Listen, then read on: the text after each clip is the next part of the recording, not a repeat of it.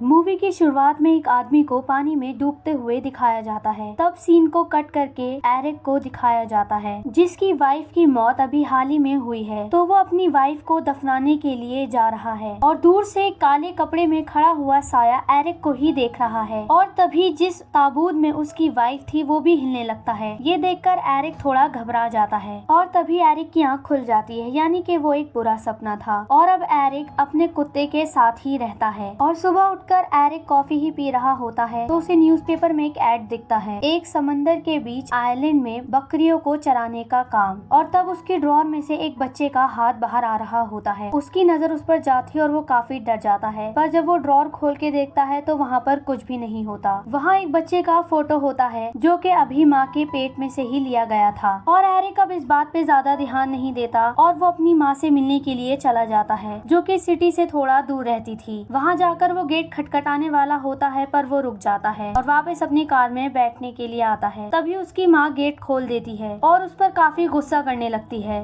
क्योंकि एरिक ने रेचल से अपनी पसंद से शादी की थी और उसके माँ बाप ये नहीं चाहते थे। और कुछ वक्त पहले ही एरिक के फादर की भी डेथ हो गई थी और उसमें भी वो नहीं आया था। और फिर उसकी माँ उसे काफी सुनाने लगती है, जिसके बाद एरिक अपनी कार में बैठकर वहाँ से चला जाता है। तब वो एक जगह बैठकर सुसाइड करने की सोचता है लेकिन वो कर नहीं पाता। तभी उसे एक बकरी दिखती है और उसे न्यूज़पेपर में पड़ा हुआ एड याद आता है और वो उस जॉब के लिए एक बोट में बैठकर चला जाता है। उस बोट में एक फिशर नाम की औरत और एक काला कौवा था। उन दोनों की आंखें सफेद थी। और अब वो साइलेंट पे पहुंच जाते हैं। उस साइलेंट पर कोई भी नहीं था सिवाय उसके और उसके कुत्ते के अलावा। वहाँ उसे एक ओल्ड लाइट हाउस भी दिखता है। वहाँ पर एक मिट्टी से घेरा बना हुआ था जिसे एरिक तो क्रॉस कर देता है पर वो औरत नहीं करती। वो उसे दूर से ही चाबी दे देती है, कहती है कि तुम्हारी जरूरत का सारा सामान यहाँ पर है और इस आइलैंड में कहीं खो मत जाना। ये कहकर वो यहाँ से चली जाती है। एरिक जब अंदर जाकर देखता है तो उसके घर में हर तरफ जाले ही होते हैं क्योंकि वो घर बहुत पुराना था और उसके घर में भी पानी नहीं आ रहा था, यानी कि अब उसे बाहर से खुद ही पानी लाना पड़ेगा। वो एक मैप के थ्रू पानी की जगह ढूंढता है और वहाँ से पानी ले आता है। बड़ी मुश्किल में वो अपने लिए खाना बनाता है और फिर जब बाहर आकर देखता है तो समंदर के ऊपर बहुत सारे सितारे उसे दिख रहे होते हैं। और अब वो अंदर आकर अपने रूम में सोने के लिए जाता है, पर सीढ़ी पर चढ़ते समय उसे ऐसा लगता है कि सीढ़ियाँ बहुत ज्यादा हिल रही हैं और बाहर उसका कुत्ता गेट पर खड़े होकर काफी भौंक रहा था। लेकिन वो इन सब पे ज्यादा ध्यान नहीं देता और सो जाता है। और जब वो सुबह उठता है तो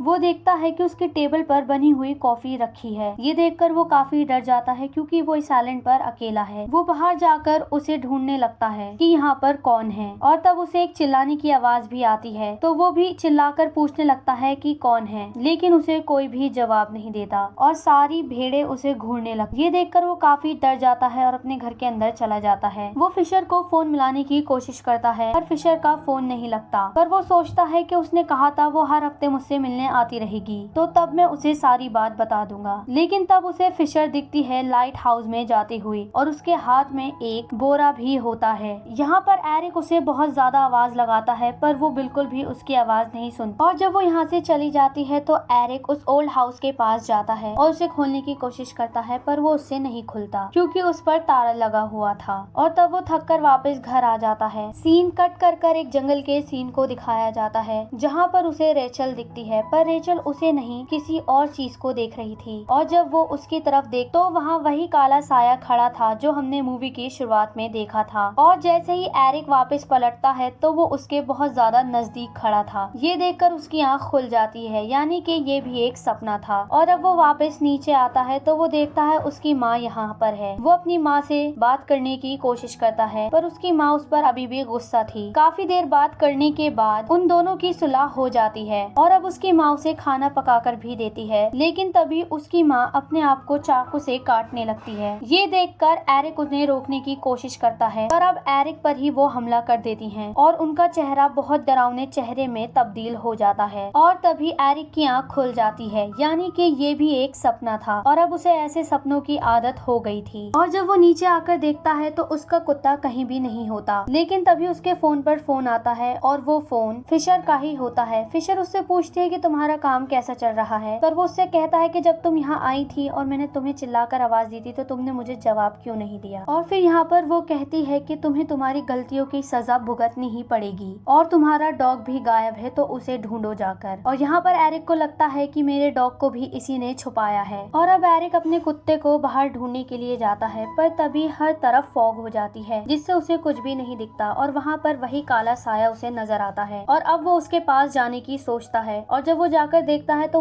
वो सिर्फ एक पत्थर था जिससे वो डर रहा था। लेकिन तभी वहाँ पर उसे एक शिप दिखती है जो कि बहुत बड़ी थी। वो इस शिप के अंदर जाता है, वहाँ पर इसे एक चाबी दिखती है जिसे ये आराम से उठा लेता है। तभी इसके पीछे वो काला साया आ जाता है और ये वहाँ से निकल जाता है। रात में फिर जब ये बुक पढ़ता है तो उस बुक में कई तरीके की पिक्चर्स बनी हुई थी और उसमें उसके डॉग की भी पिक्चर थी जो कि अब मर चुका था।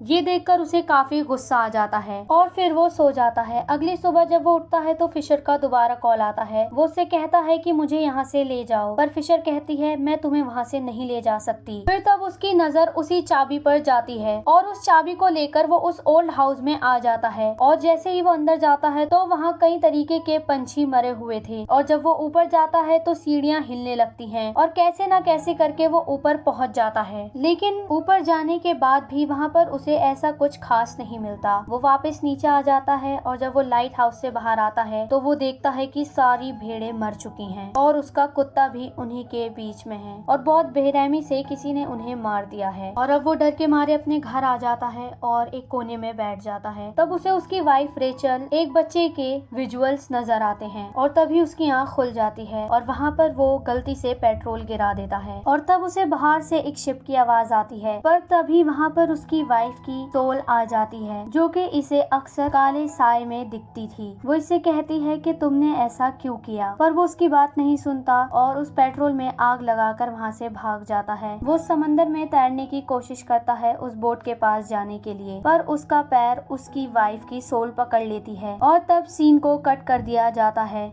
यहाँ पर अब हमें एरिक को दिखाया जाता है जो कि एक हॉस्पिटल में बैठा है और अब वो धीरे धीरे रिकवर हो रहा है। उसके सामने एक पुलिस ऑफिसर भी है जो कि उससे ये सब पूछ रही है कि उस आइलैंड में क्या हुआ था। वो उसे सब बता देती है, पर अब वो एरिक को बताती है कि उस समुद्र में कोई भी आइलैंड नहीं था। और अब वो पुलिस ऑफिसर यहाँ से चली जाती है। इतने में एरिक के फोन पर एक फोन आता है जो कि फिशर का था। फिशर कहती है कि तुम उस आइलैंड से बाहर निकल ही गए, पर मैं तुम्हें बता दूं कि मैंने तुम्हारी माँ को भी मार दिया है और तुम उस आइलैंड से कभी बाहर नहीं निकल सकते क्योंकि वो आइलैंड श्रापित है। और इतने में वो फोन रख देती है। तब उसे गेट के बाहर से एक रोशनी दिखाई देती है और एरिक जब उस विंडो में से झांक कर देखता है तो वो उस आइलैंड में से निकला ही नहीं था। वो उसी आइलैंड पर था और वो इस आइलैंड पे से कभी बाहर नहीं निकल पाएगा। पर एरिक ने ऐसा किया क्या है जो उसे इतनी बड़ी सजा मिली। तो एरिक और रेचल की शादी बहुत अच्छी चल रही थी, लेकिन एक दिन जब रेचल प्रेग्नेंट हो गई थी तो एरिक को लगा कि ये मेरा बच्चा नहीं है और इस बात को लेकर इन दोनों के बीच काफी बहस होने लगी थी। और एक दिन जब ये कार से कहीं जा रहे थे तो बीच में ही कार का एक्सीडेंट हो गया। वो चाहता तो रेचल और अपने बच्चे को बचा सकता था, पर उसने ऐसा नहीं किया और उसने इन दोनों को ही मरने के लिए छोड़ दिया क्योंकि उसे पहले से ही शक था कि ये मेरा बच्चा नहीं है और यही उसका जुर्म था जिसकी सजा अब उसे भुगतनी पड़ेगी। ये दिखाते हुए ही इस मूवी की एंडिंग हो जाती है।